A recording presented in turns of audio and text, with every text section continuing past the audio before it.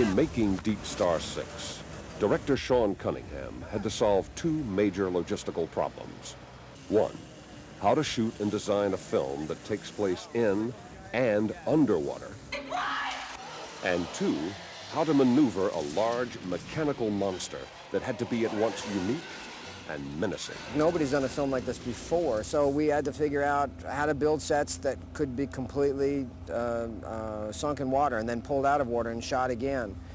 How to create a monster that could be plausible and could still work inside of the sets and inside of the water. It's a nightmare to try to get done. To ensure the nightmare didn't become a daytime reality, Sean Cunningham worked closely with his cast and crew, among them production designer John Reinhardt. We have these scenes where we have 2,500 gallons of water entering the room as fast as possible. Oh, God, it's bright. Sets had to be built so that they could withstand that day after day.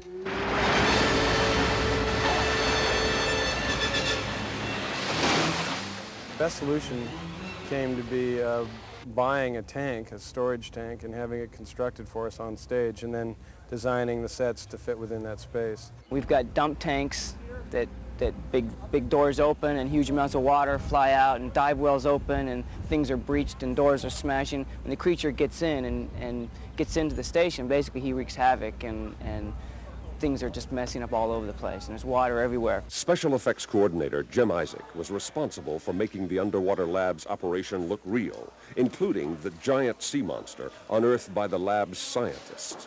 Trying to make something that has a prehistoric look to it, with the shells and the armor on the back, with an underbelly that's soft.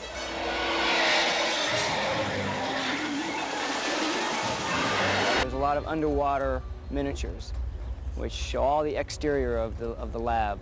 And the submarines, there's two different size submarines and two different labs, and a dig site with underwater missile sleds and all kinds of stuff that the only way to show that is through miniatures.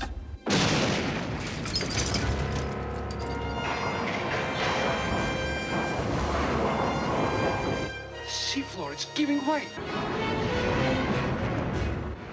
Beyond sets and monsters, the actors also had to face weeks of working in water every day. For Greg Evigan and Nancy Everhard, this experience was, at best, it's wet, very wet and cold.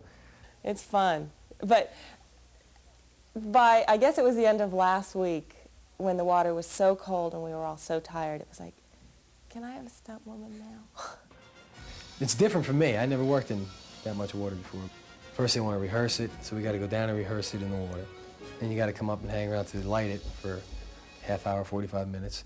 Go back down and re-rehearse it. You don't want to change in between because, you know, I mean, then you got to get wet again. So, and you know you only have 3 sets of clothes for the day, so you better plan it out right.